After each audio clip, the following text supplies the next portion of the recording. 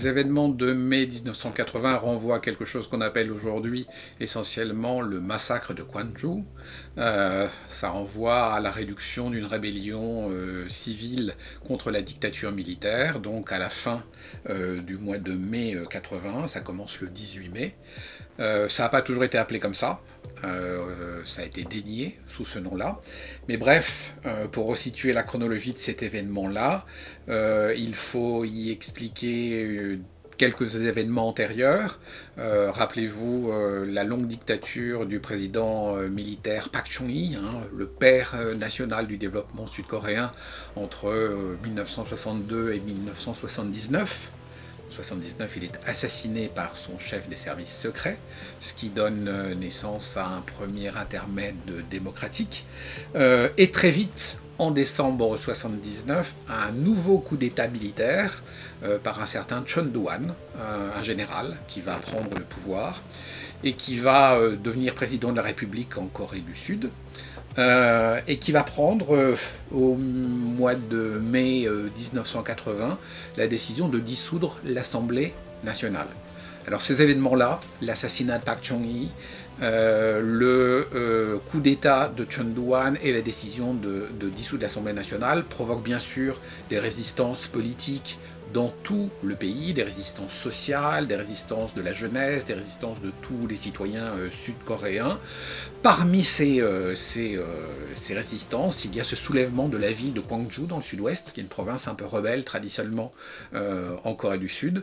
Et cette rébellion de Gwangju va être très sévèrement, très durement réprimée par le régime militaire. Donc c'est le massacre de Gwangju, c'est-à-dire Chun Doo-hwan envoie les paras pour réprimer les manifestants. Et c'est une répression qui fait des centaines de morts. Voilà, c'est ça ce qu'on appelle Gwangju.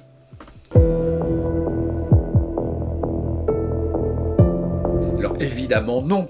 Et heureusement, en 1980, on décrit le massacre et la réduction d'une rébellion par l'envoi de parachutistes extrêmement violents. Je vous rappelle qu'ils viennent de faire la guerre au Vietnam.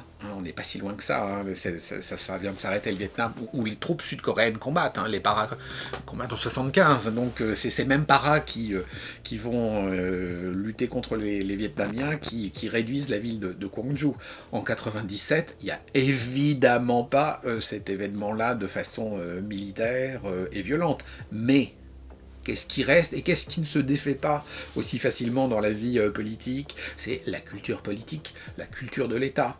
Et même avec des gouvernements civils, sous Kim Yong-sam par exemple, pour la période que traite Kim Hong-mo, la culture policière, elle reste une culture brutale. Je vous renvoie aux différents films de Bong Joon-ho.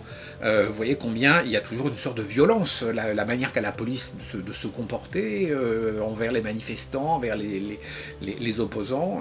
Ça ne disparaît pas comme ça. C'est un peu ça que nous décrit aussi ce roman graphique.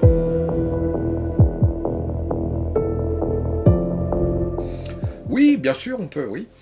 Absolument. Mais c'est jamais terminé.